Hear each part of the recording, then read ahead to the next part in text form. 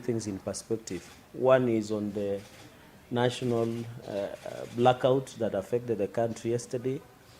I've seen the CS has made a statement for energy early today or in the afternoon.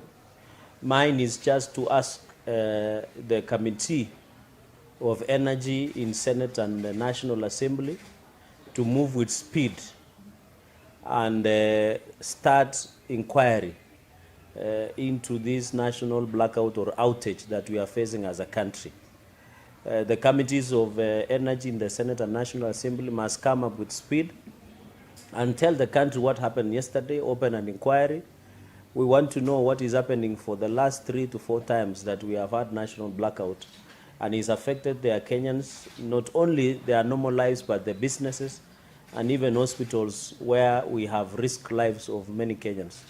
The committee should come out of recess because this is a national emergency and invite the stakeholders of energy sector.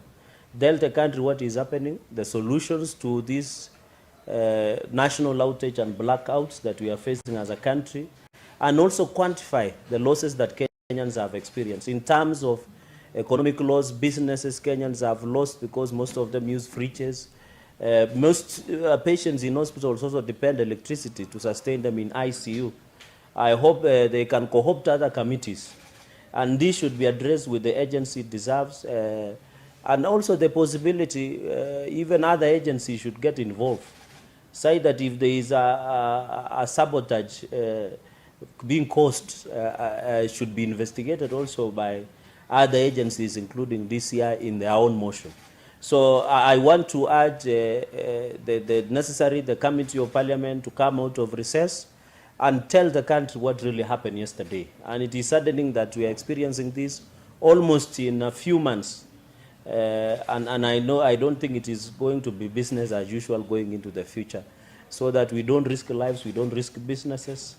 And of course, I want to ask the government to also seal loopholes that might have been causing this national blackout and outage, because the response a bit longer. Up to 6 a.m. there were Kenyans who are not having their electricity back, and my worry is the Kenyans who are at the hospital, Kenyans who are doing businesses, and you know the quantification. And I think Kenya Power and Lighting Company must be called out. They need to compensate Kenyans who either lost their businesses or were disadvantaged in one way or another, and therefore Kenya Power must compensate Kenyans. And number 2 is that Kenya Power, I think it is now the high time as a country, we must have a conversation of doing market repolarization, where we no longer allow Kenya Power and Lighting Company to be the only monopoly in terms of energy generation. The Constitution allows even counties to generate their own electricity.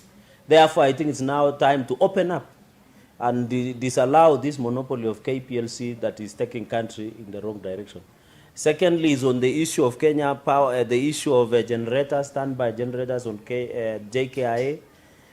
We saw yesterday, sadly, a few months ago in August, the CS of Transport, Murkomen, went to Kenya Power, to JKIA, fired individuals, told the country that generators have been fixed, but yesterday it was a disaster.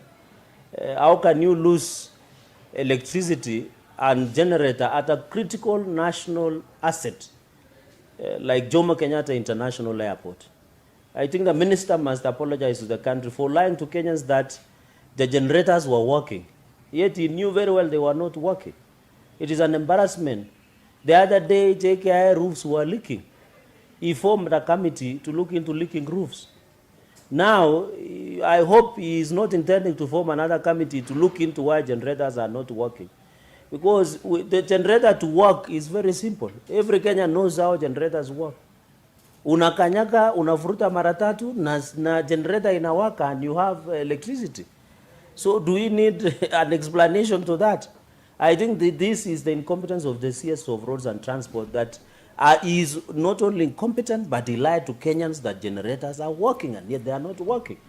And therefore, these are critical national strategic assets of national security importance.